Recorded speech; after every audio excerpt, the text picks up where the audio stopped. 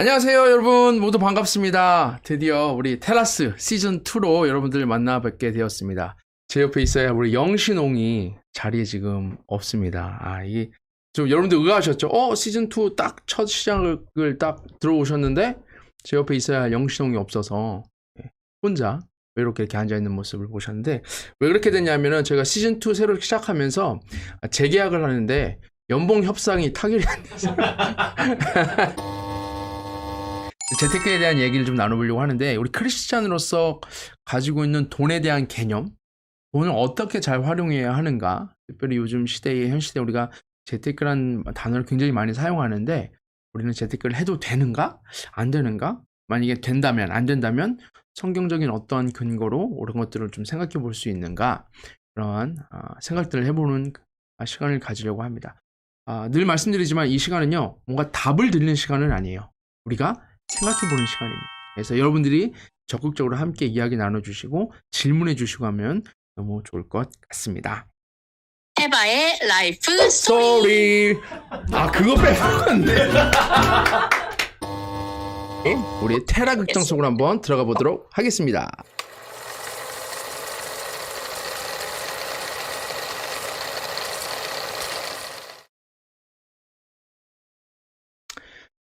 권 집사님, 주식은 일해서 번 돈이 아닙니다. 이거는 말이 안 돼요. 오직 노동, 신성하고 우리가 피땀 흘려서 번 돈만 정당한 수익이라는 거죠.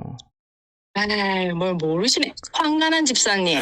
집사님 맞나요? 어쨌든 주식은 아무나 노력 없이 하는 게 아닙니다. 주식을 통해서 수익을 만들려면 일반적으로 노동과 같은 시간이 똑같이 노력이 드는 거예요. 이건 자기 입장에서 얘기 아니죠.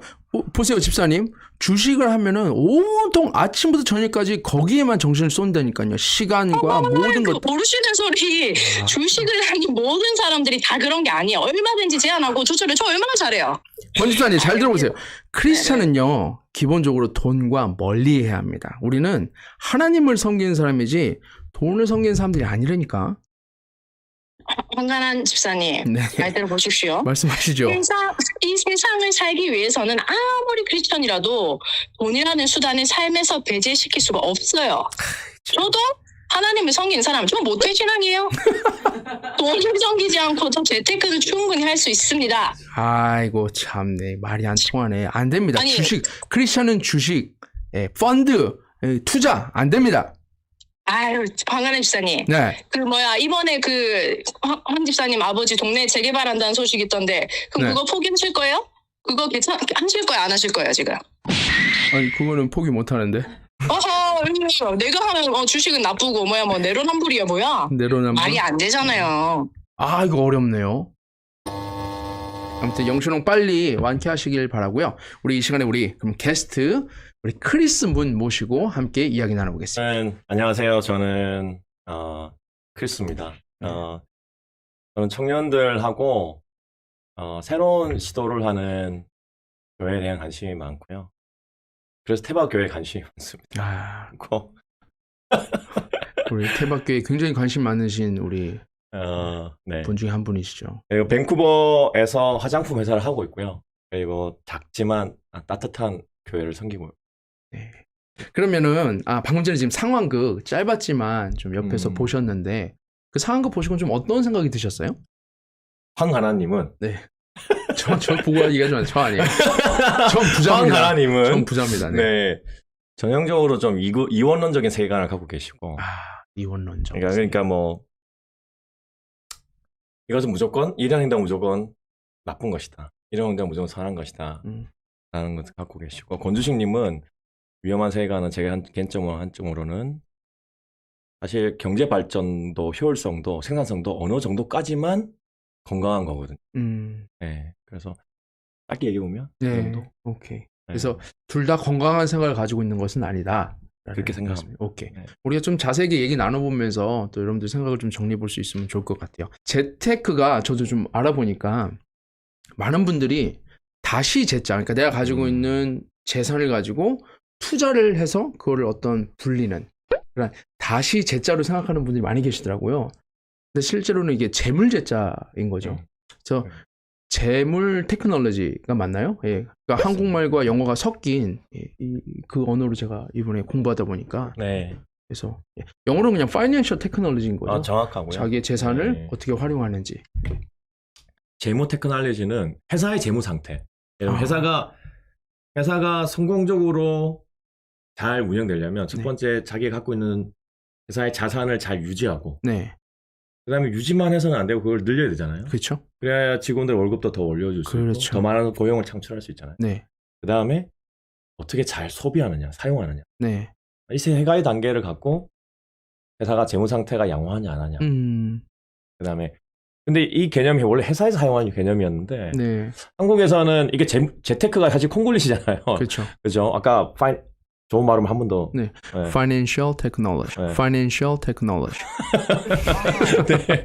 이건 이제 재무 테크라고 해서 재테크라고 줄여서 이제 한국 사람들 줄여서 네. 말하는 걸 좋아하니까. 네네. 그래서 그렇게 말하는데 원래 회사에 쓰는 용어인데 IMF 때 가계의 자산이 10분의 1토막이 난 거예요. 90%가 사라진 거예요, 갑자기. 그러니까 쌀 한 가마니를 예를 들면은 10,000원이면 살 수 있었는데 갑자기 10만 원을 주고 사야 되는 일이 발생하게 된 거예요.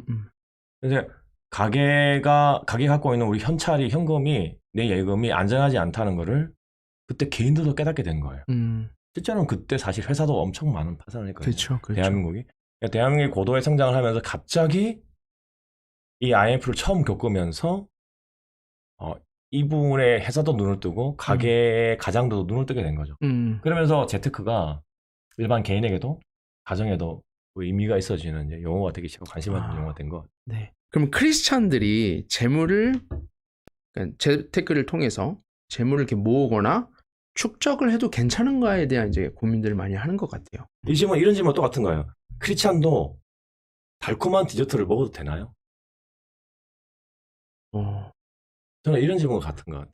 어제도 먹었는데. 크리스찬들이 이런 질문, 아까 황가난 님도 이런 얘기 나왔잖아요. 설상상에서. 저축 예금 해도 되나요? 이렇게 질문하지 않잖아요. 그죠? 네네. 그건 다 옳다고 생각하고 당연하다고 생각하니까. 근데 네. 동등선상에서 부를 축적하냐 해도 됩니까의 얘기는 결국 저는 달콤한 크리스찬이 비싼 밥 먹어도 됩니까? 크리스찬들이 디저트 먹어도 되냐는 저는 같은 선상에 둘 수 있을 것 같아요. 선택이지만 필수가 되는 세상으로 가고 있다. 그렇지. 그게 문제인 거죠. 그래서 저는 사실은 이 질문이 크리스찬들이 재물을 축적하는 게 되나요? 이런 질문이 기독교인들의 이원론에서 나온 질문인 것 같아요. 그러면 뭐 이어서 크리스님은 재테크를 하고 계신가요? 네. 저는 하고 있습니다. 네. 솔직하고 정직한 방송입니다. 네, 재테크. 그럼 안 하시나요? 자, 궁금해. 저는 재테크 할 그게 없다니까. 아니, 이게 개념 자체가 네네. 그런 것 같아요. 목사님, FM. 누군 목소리 FM.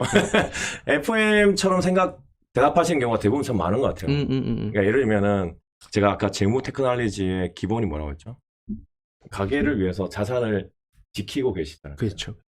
그 다음에, 만약에 자녀가 하나에서 셋으로, 둘, 셋으로 늘 때, 렌트를 늘려가야 될 때. 그렇죠. 그러면, 어떻게 렌트비를 더 낼 수 있을까라면은, 소득이 늘어야 되잖아요. 그렇죠. 그럼 자산을 불려야 되잖아요. 네.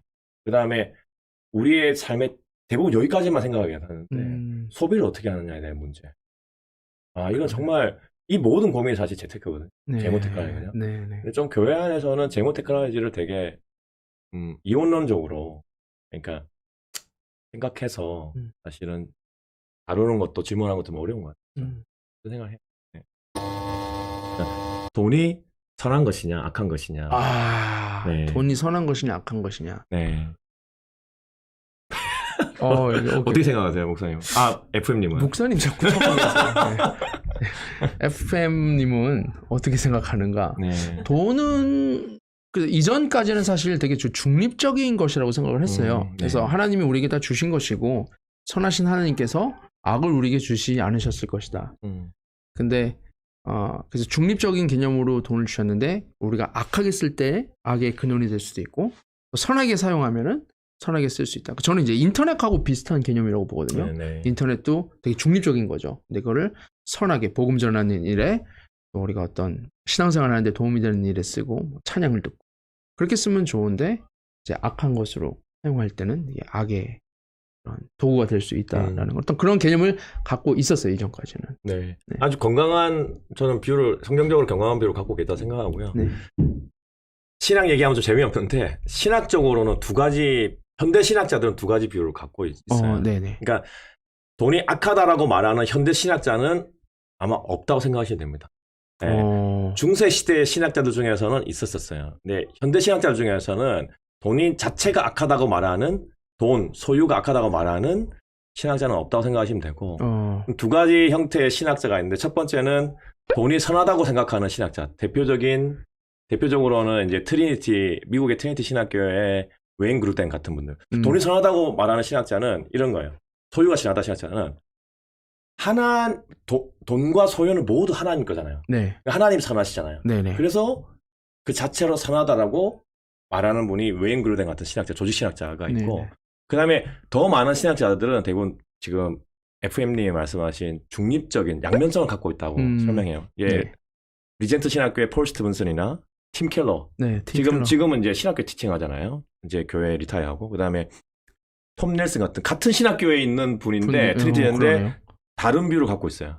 양면성을 갖고 있다고. 그 다음에 뭐 고든 코널의 윌리엄 메신저 같은 분들인데, 이런 분들 뭐냐면, 하나님을 영화롭게 할 수 있는 많은 기회를 제공하기도 하지만, 반대로 탐욕과 욕심 때문에 우리 마음과 믿음을 하나님부터 멀리하게 할 수 있다. 그래서 양면성을 갖고 있기 때문에, 양면성을 한다는 뭐죠?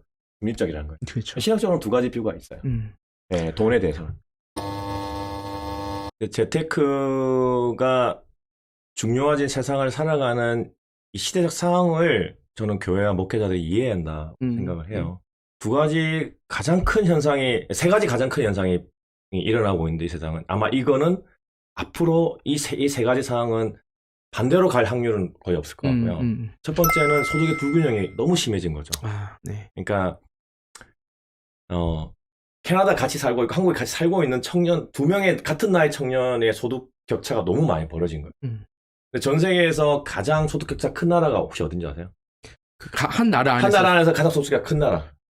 소득주가 제일 큰 나라. 네, 소득의 불균형이 가장 심한 나라. 인도? 미국이죠, 미국. 네, 미국. 당연하죠. 네. 아니, 이 소득 불균형이 더 심해졌다는 얘기가 뭐냐면, 미국의 가난한 자와 방글라데시의 가난한 자를 비교할 때, 상대적으로 이 사람은 부자일 수도 있어요. 왜? 사회복지가 잘 되는 나라에 살고 있으니까. 그렇죠. 근데 과거에는 이거를 볼 수가 없었어요. 근데 지금은 베트남의 가난한 사람도 미국의 부자들이 어떻게 사는지 다 보고 있어요. 다 보고 있죠. 이게 다 오픈돼 버렸어요. 그러니까 소득의 불균형이 더 심해졌는데, 더 심해진 거는 누가 어떻게 살고 있는지 다 보고 있는 거예요. 보고 있다. 그리고 부자들을 옛날에 우리는 부자들이 어떻게 사는지 몰랐잖아요. 몰랐죠. 지금은 모든 사람이 알고 있어요. 너무 잘. 네, 오히려 가난한 사람의 삶은 오히려 돌아보기 어렵지만, 네. 그래서 이게 첫 번째, 이거는 앞으로 더 심해질 거다. 이게 청년들의 상황, 우리 자녀들이 처한 상황이다. 두 번째는 화폐의 가치가 계속 떨어지고. 네. 그러니까 내가 10달러를 갖고 있는데, 이게 내일은 9달러가 되고, 내년에는 그게 5달러가 되어 있는 상황입니다. 이거 진짜 실감하실 거예요, 모든 사람. 맞습니다. 네. 근데 이거는 멈출 거냐? 아니요. 거꾸로 하는 일은 절대 없을 거예요. 없다. 예. 또 세 번째는 구직이 어려워. 직장을 가진 사람과 가지지 않는 사람 소득 격차는 더 벌어지고. 직업을 한국에서, 미국에서, 캐나다에서 가진 사람과 베트남에 가진 사람의 소득 격차가 100배, 1000배가. 이 세 가지 문제 때문에 재무 테크놀로지는 국가도, 교회도, 가정도, 개인도 과거에는 선택이었지만, 저는 지금은 정말 특별한 부르심이 있는 사람, 예를 들면 뭐 그런 공동체들 있잖아요. 무소유 공동체들. 네, 무소유 공동체들. 네, 뭐 미국에도 브라더오프나, 스위스에도 라오시나, 한국에도 태백에 있는 기도 공동체 이런 뭐 그런데 빼고는 저는 거의 대부분의 사람 선택을 떠나서 이제는 필수로 가고 있지 않나. 그리고 자녀들에게도, 교회 성도들에게도 이 부분에 대해서 좀 열려진 대화를 많이 해야 되지 않나. 네. 사실 주식을 해야 될 이유요? 간단하게 얘기해 볼까요? 네.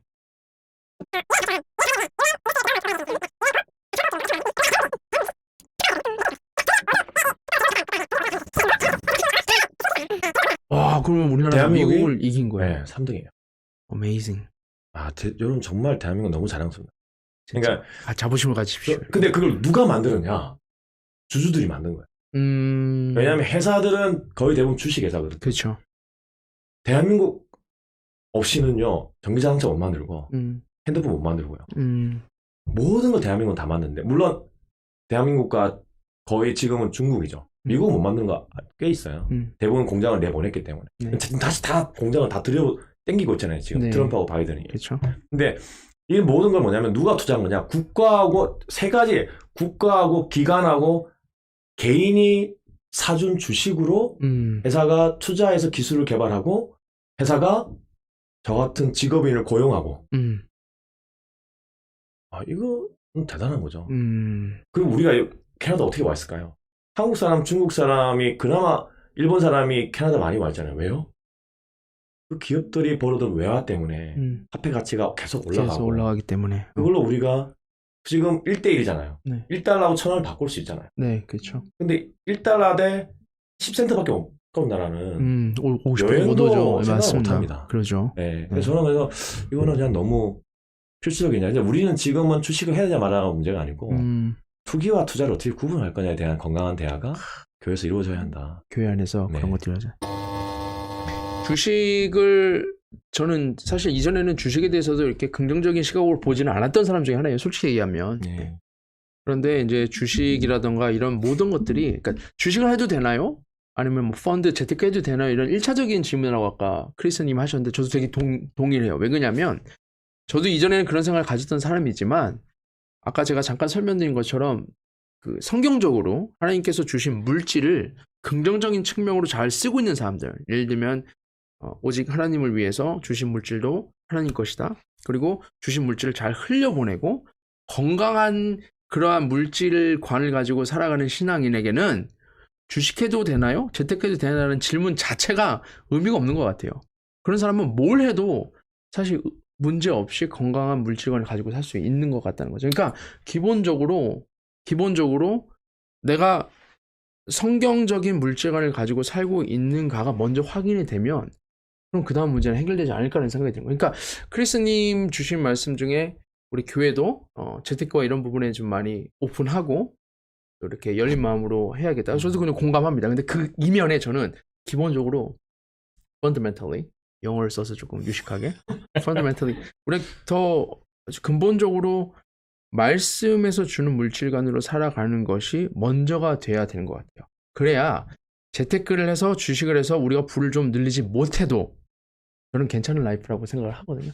물론 뛰어서 교회를 위해서 또 흘려보내야 되는 어떤 돌아봐야 될 이웃들을 위해서 또 우리 다음 세대와 자녀들을 위해서 그런 부분에 우리가 뛰어 있어야 되는 것도 분명히 맞는 부분이에요. 근데 더 근본적으로는 우리가 건강한 성경적 물질관을 갖고 있는 게 먼저가 되어야 되지 않을까라는 생각도 좀 들게 됩니다. 네. 저는 지금 그런 내용을 포함해서 오늘 제가 나눴던 내용들을 교회에서 왜냐하면 우리는 교회 리더십이 가져야 되는 자세는 사람들로 하여금 깨우쳐주고 네. 시야를 열어주고 잘 살 수 있도록 도와주고 살려내야 되잖아요. 사람들을. 맞습니다. 근데 그런 데 측면에 있어서 저는 이건 떼놓고 얘기할 수 없는 부분이라는 생각이 들고 왜냐하면 이게 생존에 대한 문제이기 때문에 그렇죠. 맞아요. 네, 그래서 그런 생각이 좀 들고요. 그냥 그런 측면에서 저는 교회가 말씀을 가지고 가르치고 또한 성경적인 부를 도와주는 교육들을 많이 하면 좋겠다.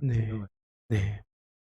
저는 이제 이전에 크리스님하고 개인적으로 교제할 때 그런 말씀을 해주셨는데 저는 이제 교회를 개척을 했고 지난 작년에 진짜 갓 했을 때죠. 그렇죠. 예, 그때 막 만나서 얘기할 때 교회 시작하고서는 뭐 이제 얼마 안 됐을 때 저한테 교회 건물에 대한 얘기와 저 보고 집 사라고 주거의 문제. 예, 그 얘기를 먼저 저한테 해주셨어요.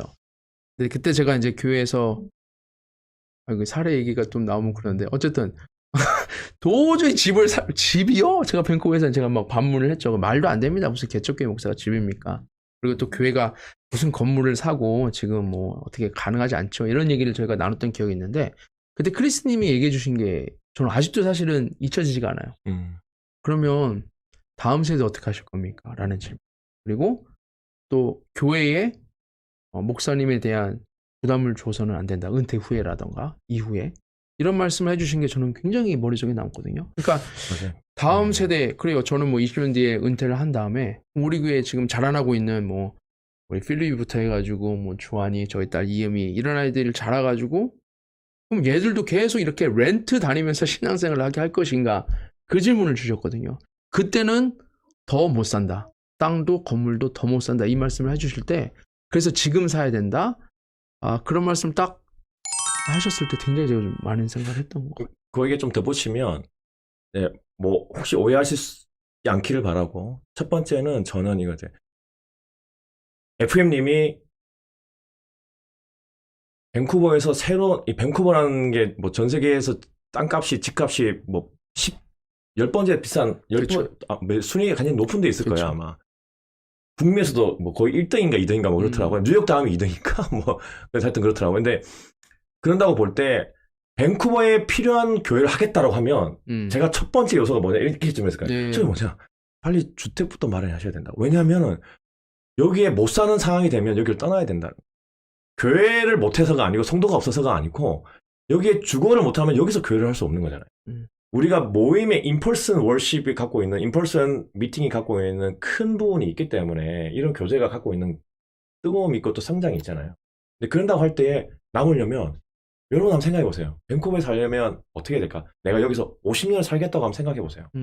50년 뒤에 아까 세 가지 현상은 절대 뒤로 가는 일은 없을 거예요. 그쵸. 왜 없다고 제가 확신하냐면 역사적으로 그랬기 때문에. 무슨 일이 일어날지 아무도 모르겠어요. 이걸 누군가가 완전 다 망해버리고 제로화 되지 않은 한은 전 세계는 계속 성장할 거고 일은 멈추지 않을 것 같거든요. 그래서 그냥 그런 제안해드리니까 저는 이런 생각 한번 해보거든요. 교회 건물을 교회가 소유할 수 있는 이제 마지막 세대 아닌가? 아니면 저는 그때는 그랬는데요. 지금 어떻게 생각하냐면 지금 또 생각 조금 바뀐 게 네. 이제는 끝난 것 같은데. 교회가 자기 건물 소유할 시대가 이제 완전히 끝난 것 같거든요. 저는 그런 생각을 좀 해요. 그러니까 제가 말하는 거는 적어도 유럽과 북미와 대한민국에서는 이제 그걸 한다고 그러면은 젊은 다음 세대에 무리한 성금이 나와야 되는데 이 세대한테 이렇게 무거운 짐을 지어주는 게 맞나? 그런 생각을 해봐. 이게 진짜 우리가 이런 질문, 이런 대화를 교회에서 해야 된다 생각해요. 갑자기 네. 숙연해지네요. 청년들이 여기에 관심이 많으니까 교회는 이 문제를 다뤄야 되는 거예요. 안전하게. 교회 안에서 다루라는 거예요. 그러니까 그러려면 교회 공간이 되는 거예요. 교회 밖에서는 다 다루고 있어요. 교회만 모를 뿐이에요. 오케이.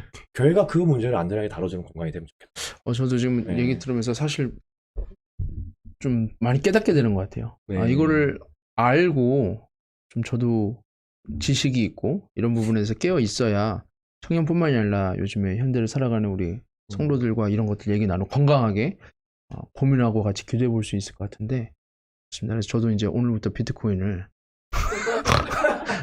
늦었나요? 비트코인 아니요. 저는 이 농담을 하신 것 같은데 진짜 실제로 저는 여기 테라스에 있는 분들 저도 이런 거예요. 그냥 조금씩 이 재무 테크놀로지는 우리가 그러잖아요. 영적으로 성장하잖아요.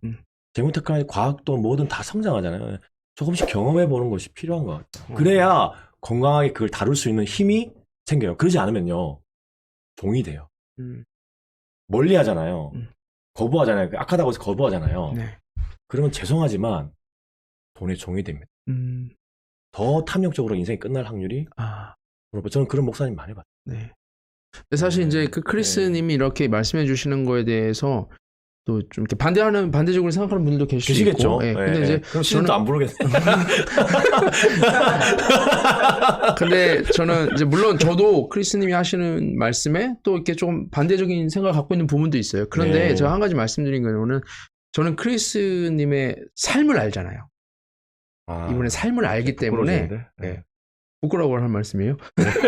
정말 이분의 삶을 알기 때문에 얼마나 건강한 생각을 가지고 비트코인을 해도 뭐 아니면 부동산을 해도 무슨 생각을 가지고 하는 걸 제가 잘 알기 때문에 그래서 모신 거고 근데 이제 이걸 좀 그런 삶을 잘 모르는 분들 또 오해하실 수도 있겠어요. 뭐 비트코인 해야 된다 교회에서 막 이렇게 얘기하시는 것처럼. 근데 제가 아는 분들 중에 가장 하나님 나라의 확장을 위해서 열심히 사시는 분 중에 한 분이십니다. 그리고 건강한 물질관을 가지고 사시는 분이시고 그래서 예, 또 조금 오해 없이 들으셨으면 좋겠어요.